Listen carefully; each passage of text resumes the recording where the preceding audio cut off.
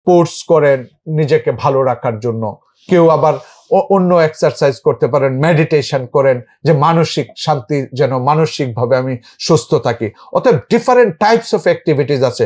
শুধু লেখাপড়া যেন একগুয়েমি তৈরি না করে। আপনার চিন্তা করতে হবে যে আমার প্লেজার মোমেন্ট এর মধ্যে বের করতে হবে। বিকজ যখনই আপনি চিন্তা করেন অফিস আওয়ারের কথা, নির্দিষ্ট অফিস আওয়ারের পর ব্রেক আছে। ইভেন দেখবেন বাইরে 1 ঘন্টা কাজ করছে, হয়তো 5 মিনিট সে ব্রেক নিচ্ছে, কেন? রিফ্রেশমেন্ট। অতএব আপনার স্টাডির পাশে স্টাডিকে আনন্দদায়ক করার জন্য আপনি কি বন্ধুর সাথে একটু চ্যাট করতে চান, আড্ডা দিতে চান, কিন্তু আড্ডাটা যেন লেখাপড়াটা নষ্ট না হয়। কারণ আপনি আড্ডাটাকে যেন আনন্দদায়ক হিসাবে লেখাপড়ার জন্য আপনাকে আরো অনুপ্রাণিত করে ইন্সপায়ারিং টুল হিসাবে ব্যবহার করেন। অতএব বাস্তব জীবনেও আপনি যখন লেখাপড়া করবেন, আমার যেরকম রুমে যখন আমি সলিমুল্লাহ মুসলিম হলে ছিলাম, স্টিল এখনো 34 নাম্বার রুমে লেখা আছে হইচই। রুমের নাম হইচই হইলে তো লেখাপড়া হওয়ার কথা না।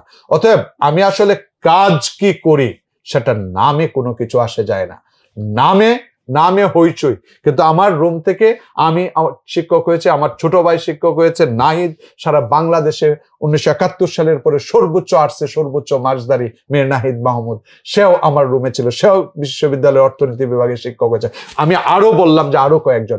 বিষয়টা হচ্ছে তাহলে নাম দিয়ে না, আমরা একইভাবে সময় ইউটিলাইজ করছি। আসলে সবাই সময় ব্যবহার করে, আপনি কিভাবে ব্যবহার করলেন, যেরকম নাম না কাজ।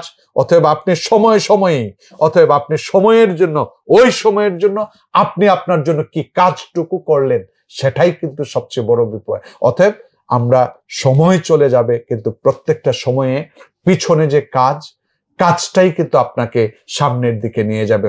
যে যত ভালো কাজ করবে, যে যত ভালো চিন্তা করবে, পরিশীলিত চিন্তা, প্রোডাক্টিভ চিন্তা, যে আপনার চিন্তাকে জন্ম দিবে, দ্যাট ইজ প্রোডাক্টিভ। একটা চিন্তা করে যদি থেমে যান, আর কোনো চিন্তা না আসে, তাহলে তো হবে না। চিন্তা জেনারেটস করবে চিন্তা। সো এই যে জেনারেশনাল যে একটা আরেকটাকে জেনারেট করছে, সেই জায়গাগুলোর কথা কিন্তু ভাবতে হবে। এই ভাবনাগুলাই যখন নিজের ভিতরে আসে, তখনই কিন্তু আসলে নিজেকে পরিবর্তন করার একটা বড় সুযোগ তৈরি হয়।